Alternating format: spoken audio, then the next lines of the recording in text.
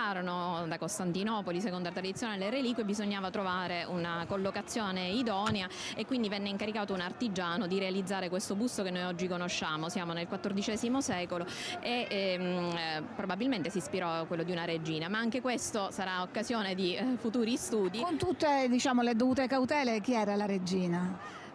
Devo dire, non è periodo mio, scusate. Perché lei è una professoressa di storia romana, Ecco, questo è il momento in cui, come diceva Mariella, Agata guarda la città, guarda l'Etna e posa il suo sguardo benevolo su tutti i devoti, sul popolo di devoti che continuano ad agitare i loro fazzoletti bianchi in segno di esultanza, in questo particolare momento anche di saluto, di addio, che poi è un arrivederci.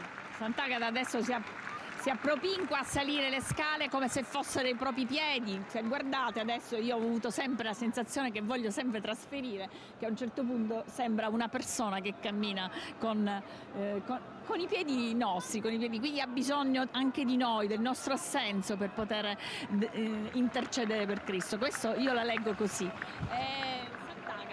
Questo è il momento in cui chiaramente tutti noi chiediamo, in quest'anno giubilare soprattutto, l'intercessione e soprattutto la speranza, quell'anno della speranza, l'anno in cui il nostro arcivescovo dice la speranza va costruita, la speranza non si può attendere o va costruita. E l'arcivescovo ha anche, diciamo, colto l'etimologia del termine speranza, che secondo alcune interpretazioni viene da pes, piede, quindi ci ricolleghiamo al fatto che la speranza è ciò che ci fa camminare, che ci porta avanti, che ci fa guardare il futuro, come Agata si sta muovendo in questo momento sui piedi dei suoi devoti, perché l'immobilismo è il contrario della speranza. E sicuramente tutto si può dire di questo arcivescovo, tranne che non sia un arcivescovo attivo, molto attivo.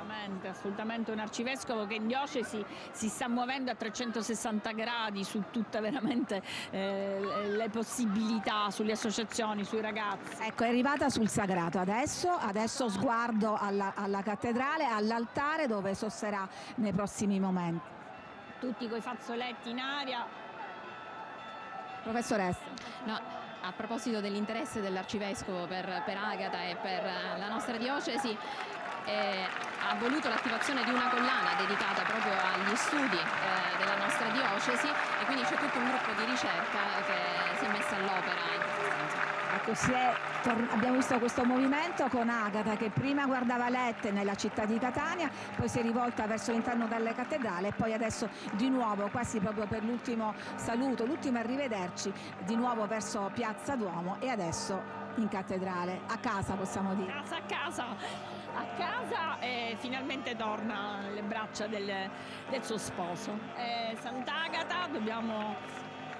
Scusate, sì, perché è il momento in cui anche Mariella si emoziona e si commuove, possiamo dire, perché è un momento che colpisce tutti, tanto più una persona come lei, come Mariella Aurite, che ci accompagna ma che sente particolarmente nel cuore questa festa.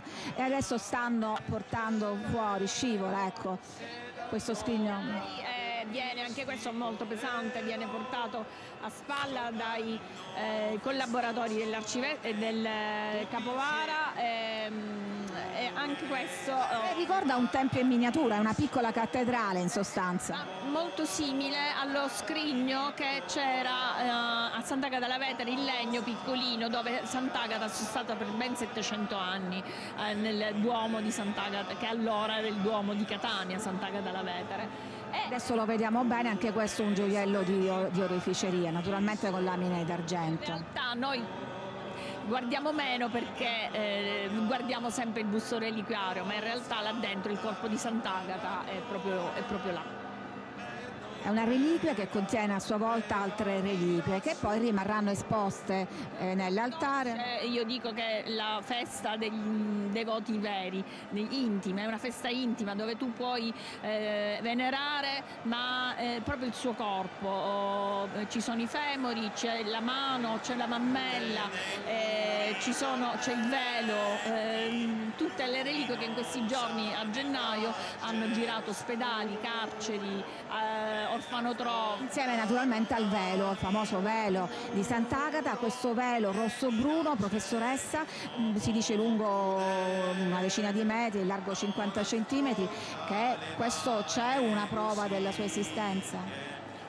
Allora, una prova nella passione no, però le donne romane andavano vestite con questi veli e dunque questo doveva essere il velo che ricopriva la santa al momento della morte, tant'è vero che poi alla fine la passione dice che venne preso proprio questo velo e fu portato poi in processione.